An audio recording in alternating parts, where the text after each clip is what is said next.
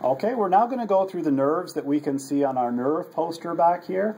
There are first of all some nerves located on the skull and indicated by Roman numerals. Nerve VII is the facial nerve that we can see branching out into the face. Nerve V has 3 branches coming across the upper portion of the cheek, and that's the trigeminal nerve.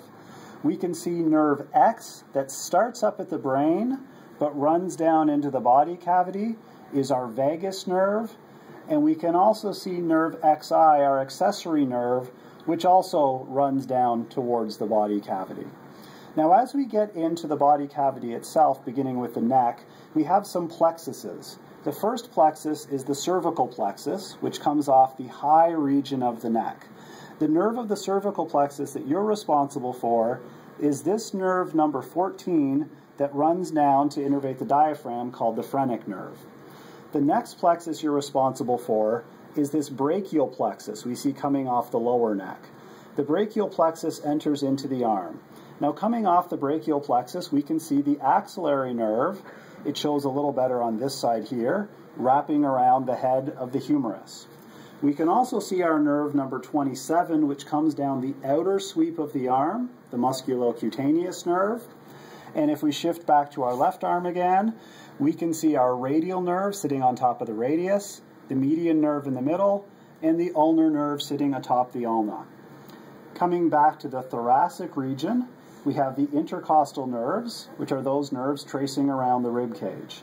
We can also see a series of white swellings, followed by a skinnier region. Swelling, skinny, swelling, skinny, swelling, skinny. Each of the white swellings we see is a sympathetic chain ganglia, and each of the white skinnies we see is a sympathetic trunk. If I go down to the bottom of the sternum, we see a cluster of nerves just below the sternum, which is the celiac or solar plexus. If I continue down the front of the vertebrae, we see this region numbered 83 directly in front of the lumbar vertebrae, which is the splanchnic nerves. Now coming down a little lower on the model, we now have the lumbar plexus, this cluster of nerves coming out of the lumbar vertebrae. The lumbar plexus comes forward across the front of the leg to form the femoral nerves. There's also a branch that comes down and goes through the obturator foramen as the obturator nerve. We carry down on the vertebrae and we come to the sacral region where we have the sacral plexus. The sacral plexus goes behind the hips to form the sciatic nerve, which we can see nicely here or down here. As we follow the sciatic nerve down, it branches just a bit above the knee. Part of that branch goes to the side of the knee to form the common fibular nerve. The other branch goes straight down behind the tibia to form the tibial nerve. The common fibular nerve beside the knee then branches to form the superficial fibular nerve and the deep fibular nerve. Now some of these nerves can also be seen on our arm and leg models. If we come over here to our leg model, we can see the femoral nerve coming across the front of the thigh. If we go inside the hip, we can see the bones of the sacrum, and therefore the sacral plexus coming out. We can also see a bit of obturator nerve running down and vanishing into the obturator foramen. Rotating to the back of the leg, we can see the sciatic nerve running down the back of the thigh and branching above the knee.